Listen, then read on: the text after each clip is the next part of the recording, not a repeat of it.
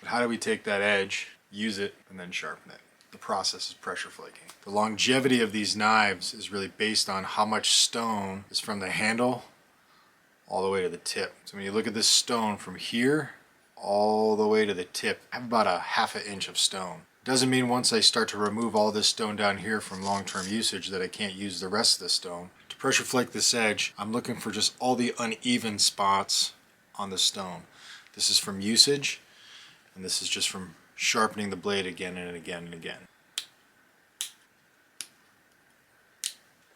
One side, then the other. This will keep your knife balanced.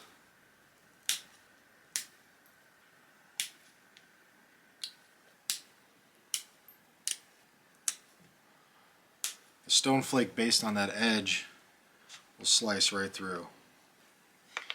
It's just like a razor blade. Use something like a stone blade, it's a little bit more of a sawing action. You can still slice, it will still cut, but a little bit more pressure is needed.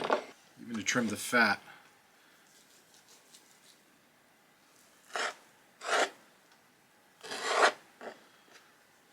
be easily done with a stone blade.